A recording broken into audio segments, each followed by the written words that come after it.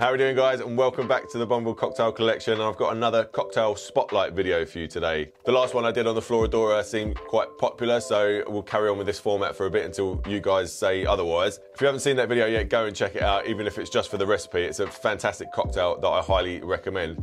Alright, so in this cocktail spotlight series, we'll be taking a closer look at some of the world's best cocktails, old and new. Mostly old though, let's face it, we like to stick with the classics here at the Bonneville Cocktail Collection. I'll make a popular version of that cocktail that you might find online, in a book, or even on another YouTube channel perhaps. Then as a comparison, I'll make the version that I use that's been tried and tested by me and other professional bartenders that I know and respect in the field behind actual cocktail bars. And hopefully from that version you'll learn a few tips and the little tweaks that professional bartenders make to give the cocktails that little je ne sais quoi and differentiates them from the cocktails you might make at home to the ones you find in the world's best cocktail bars. Alright, on with this week's cocktail then, and you'll have seen from the video title that we're going to be looking at the Bloody Mary, and as far as I can see, we have never covered this cocktail on this channel before, correct me if I'm wrong, and the only reason I can think of is that maybe at one time I was a bit protective over my Bloody Mary recipe, but I've given this recipe to every bartender that's ever worked for me, so it's out there now, and it's about time I shared it with you guys. So let's get to the bar and have a chat about the Bloody Mary. Alright guys, of course I don't need to tell you that the Bloody Mary is the quintessential hair of the dog hangover cure, but I think it's actually a really good drink in its own right, and there's certainly better hangover cures out there, which I'm more than happy to do a video on if anybody's interested. So I'm not going to dwell on that side of it too much, and we could spend hours talking about its origin and all of its possible backstories, but the most widely accepted version, the most plausible version, is that it originated from Harry's New York bar in Paris around 1920-1921. First made by a bartender called Ferdinand Petiot, affectionately known as Pete Petiot. There's a few nice stories linking Ernest Hemingway to its origin, as he was said to be a regular in Harry's bar around that time, and I love any story involving Hemingway, but unfortunately I think most of those versions have been pretty well debunked. And then of course there's the question of which Mary was the Bloody Mary named after. Again, the most widely accepted version is that it was Queen Mary I of England, otherwise known as Bloody Mary. It's also been linked to a few other famous Marys, such as Mary Pickford, but you know, it could just as easily be named after a girl called Mary who happened to be drinking in Harry's New York bar in Paris around 1921. Who knows? And there's even a debate whether Bloody Mary was actually its original name. It's been called a few things in various publications over the years. The Mary Rose, the Red Hammer, Bucket of Blood, to name just a few. There's no surprises why none of those caught on. Then of course there's all the variations using a different base spirit, most notably the Red Snapper or the Bloody Margaret and the Bloody Maria. Then you've got the Bloody Bull, the Bloody Caesar, the Danish Mary. I've come across one called Bloody Fairy recently, researching for this video, using absinthe, which sounds fucking horrendous, and I like absinthe, but I think I'm going to give that one a miss. I've seen versions using yellow tomato juice, which I think is called a Blonde Mary. I've seen quite a few people use like a clarified tomato juice or tomato water, which looks pretty cool and seems to really intensify that savoury umami flavour in the tomato. I've done a few versions using like a spicy green gazpacho or like a Vedita type juice, which works pretty well. And I've not even mentioned garnishes yet. I've seen everything from a classic single celery sticks to a full seafood platter. You know, the possibilities are endless and the variations are unlimited. And I think it was Dale DeGroff that said, everybody's got their own Bloody Mary recipe. Everybody thinks theirs is the best. He's no different, and to be honest, neither am I.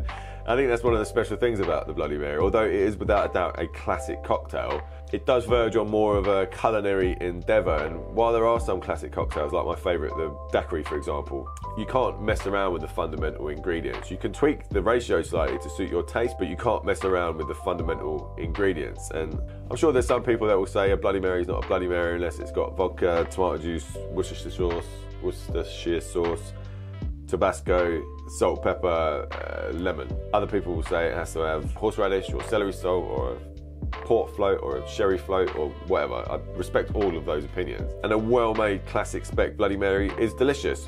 Could it be improved? Yeah, I think it could. And the best Bloody Mary recipe for you is going to be a very individual thing, and essentially you need to figure that out for yourself.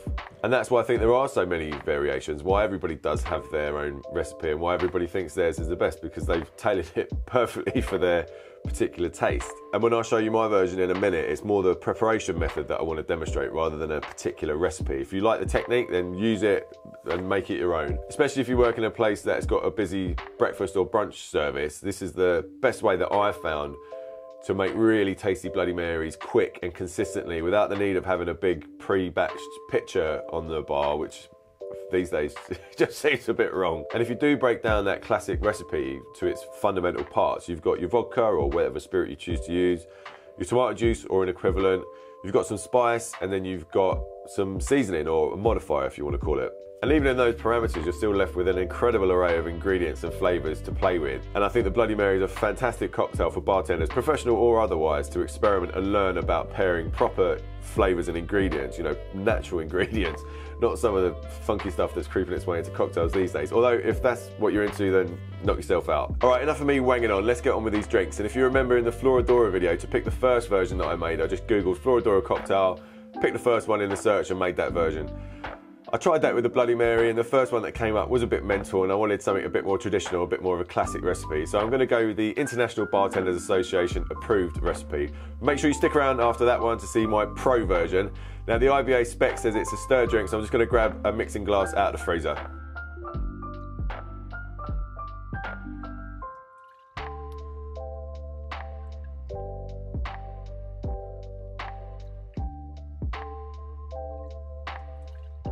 Actually, I'm going to make two versions of this particular Bloody Mary. I'm going to show you why in a minute. So I'm just going to do one standard IBA version, and then I'm going to do a slightly different one, which I will explain momentarily. But we'll start with our first ingredient, which is, of course, vodka. Go 45 mils.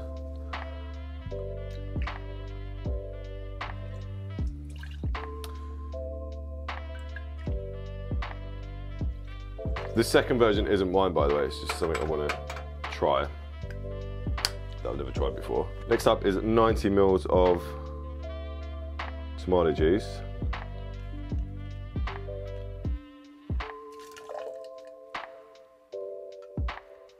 So the difference for this one is I'm going to use Clamato. Everyone always goes on about this stuff.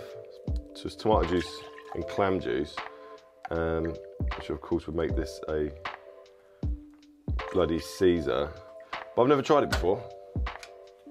Sorry. And I saw it in the shop the other day and I thought, oh, grab that, give it a go, see what all the fuss is about. 15 mils of lemon juice.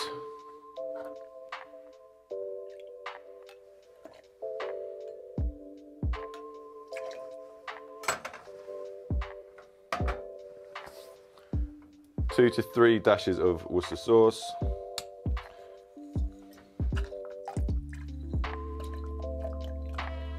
I use Leon Perrins, the original and I think the best. Tabasco, the LBA website didn't say how much, so I guess it's just up to you, whatever your spice tolerances or desires are. I'm actually using green Tabasco, slightly milder, so I'm going to go heavy on that. You can use any spicy sauce. I've got some Cholula there, which is really nice. Celery salt.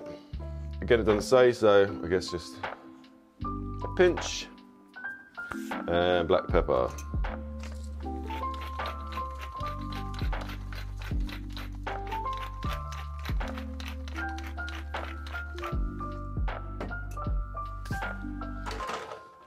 I was actually surprised that the LBA said to stir this drink, because 99% of recipes that you find will say to roll it. So either have it in one glass with ice and then roll it into the other, or some people literally like put it in ice and roll it, or some people like to do the whole throwing of it. But the point is that too much agitation of the tomato juice will affect its consistency adversely. So you want to dilute it and mix all the ingredients, but you don't want to over agitate the tomato juice. So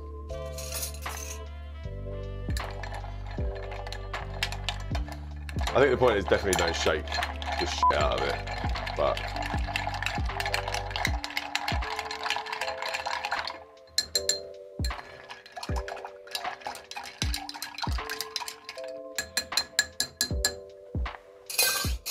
all right, so we'll just put them aside for 1 minute. Got 2 glasses here that I'm going to fill with ice. Frozen highballs. So we'll just strain that into the highball. We might need to top these off a little bit. Yeah.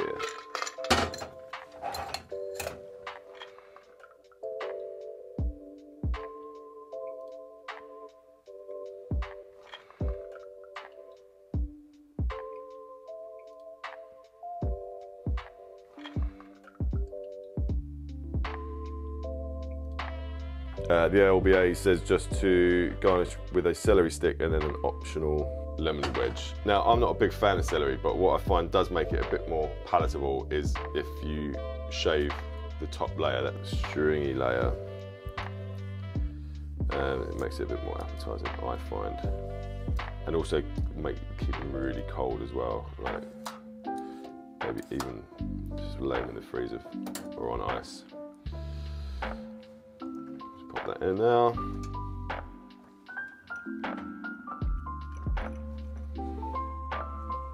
We will take these off a little bit.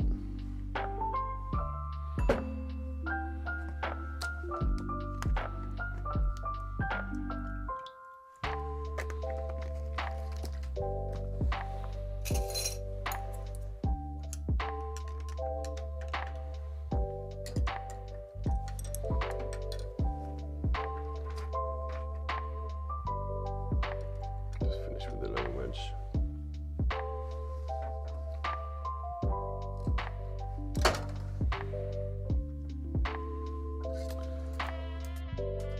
And there we have classic style Bloody Mary and then a Bloody Caesar.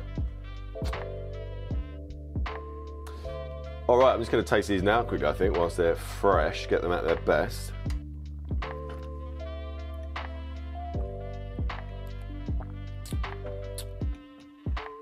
It is a good drink. You get that really nice balance between the sweetness of the tomato juice, the lemon juice. I could take a little bit more spice, I think. The celery salt and the pepper give it a really nice savoury flavour.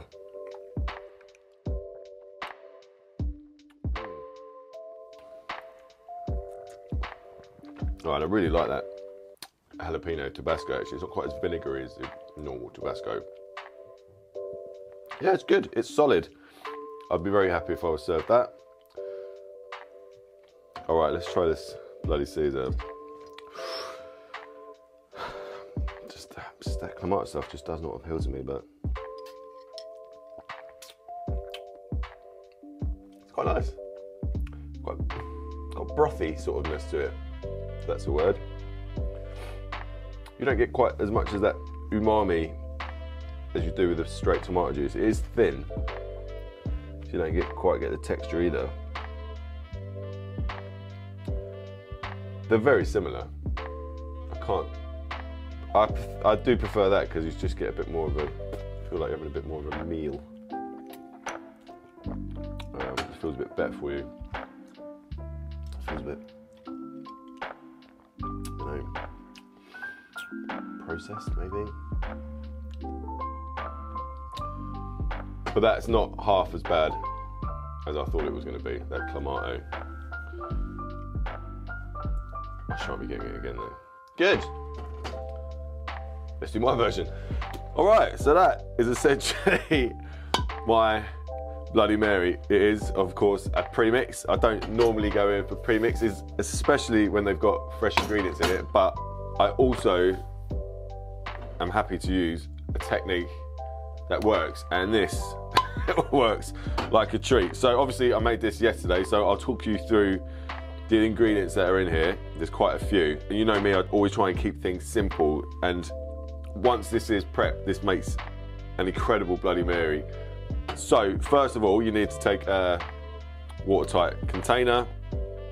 I've got a little kilner jar here, a mason jar, something like that. I have got grated horseradish root,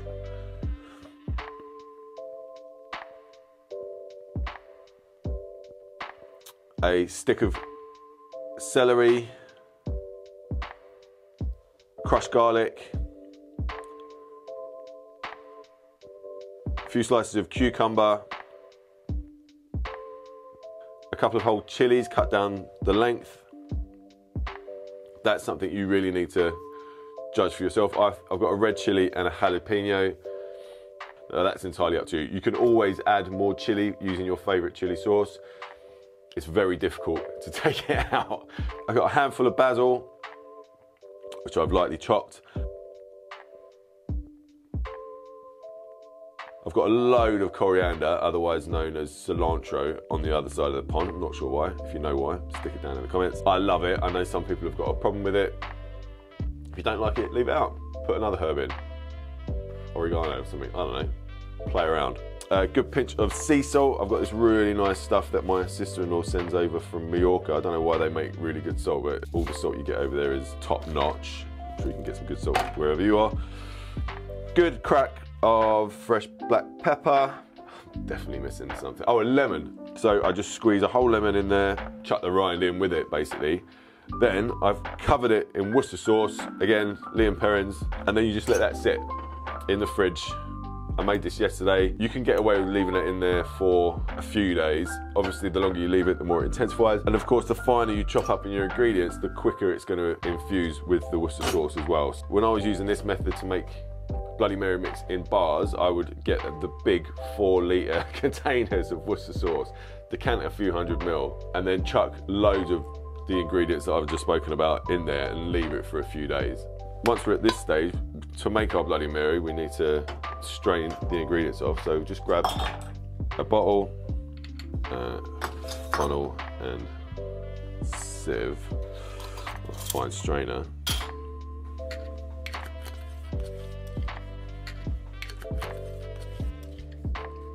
And that's it, we're ready to go. Just keep that in the fridge or in your ice well if you're on a brunch or breakfast service. Then we just grab a glass. Let's make a Bloody Mary. All right, straight into a frozen highball then. We'll start with our vodka. I'm just gonna go 25ml, you don't need loads.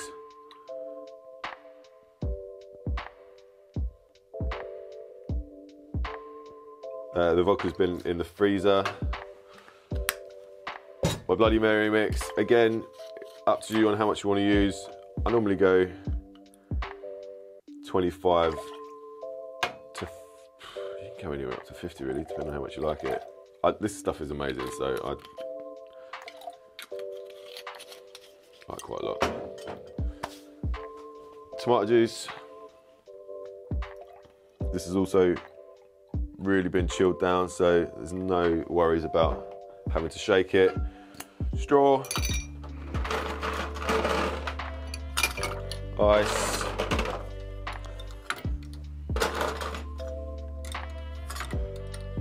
leave a bit of room for garnish, which I am just going to use. As I said, I'm not a massive fan of celery, so we're just going to go with some cucumber, lemon wedge, yeah.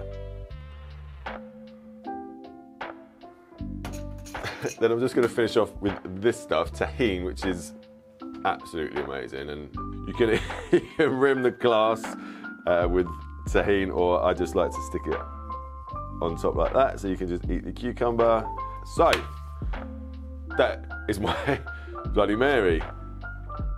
Let's give it a taste.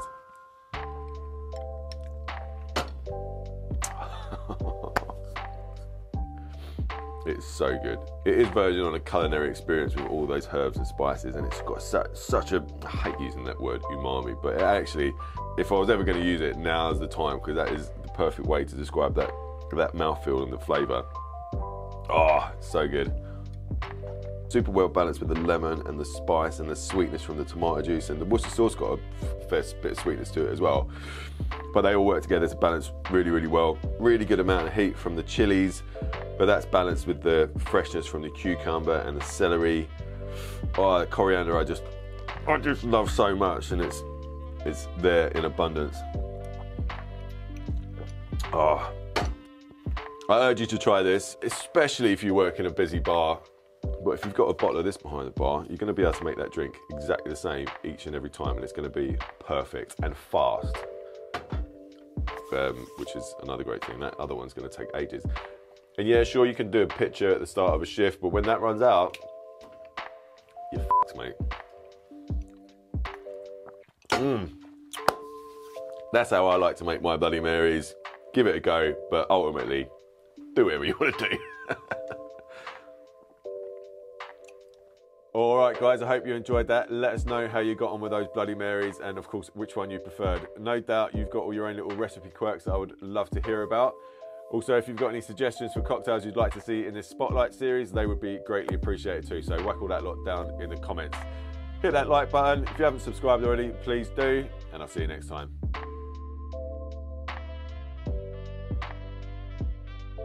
there's no mirrors around here. I've seen Bloody Mary about 18 times. And you can't mess around with the but you can't mess around with the fundamental. Where's my julep strainer? Okay, I don't know where my julep strainer is. I've got a load of coriander, otherwise known as cilantro, and cilantro. Good pinch of sea salt. I've got this. I'm telling you, it ages like a fine wine.